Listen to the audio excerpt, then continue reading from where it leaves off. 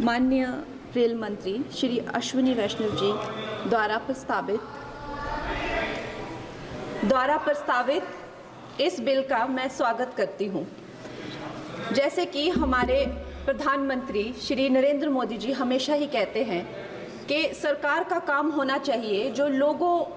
के जीवन में सरलता लाए, चाहे वो लॉज हो, ब्यूरोक्रेसी हो या सरकार के दफ्तर हों,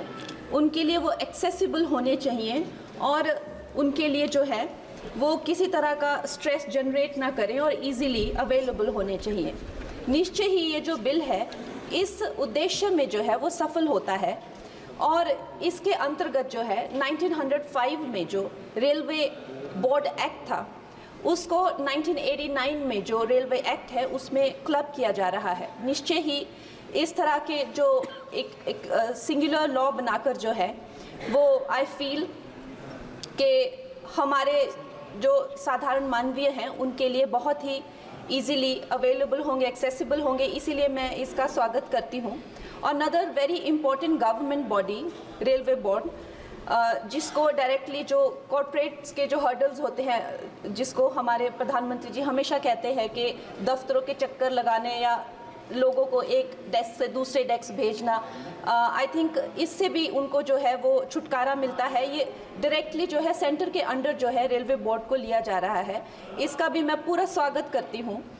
और उसके साथ ही वंदे भारत की जो हमारी जो ट्रेन्स हैं वो हमारे लिए आत्मनिर्भर भारत, आधुनिकीकरण का एक बहुत बड़ा, एक प्रभावशाली उदाहरण, एक चिन्ह बनकर आई हैं सामने। और जब 68 वंदे भारत जो है भारत को दी गई थी तो उसमें से एक वंदे भारत हमारे हिमाचल जैसे छोटे से प्रदेश को भी दी गई थी, ऊना शहर में। उसके साथ ही मैं जानती हूँ कि हिमाचल बहुत ही एक दुर्गम क्षेत्र है, मगर जिस तरह से हमारी सरकार भारतीय जनता पार्टी जम्मू कश्मीर हो गया या और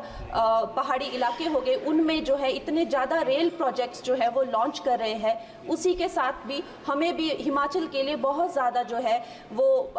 सर्वेज हो रहे हैं, रेल का बजट मिला है। शिमला हो गया या धर्मशाला, कांगड़ा और बैजनाथ हो गया, ऐसे न जाने बहुत सारे जगहों पे, हमीरपुर जैसी जगहों पर जो है बहुत सारे प्रोजेक्ट्स आ रहे हैं। लेकिन मैं माननीय मंत्री जी का ध्यान मैं मंडी क्षेत्र की तरफ लाना चाहूँगी।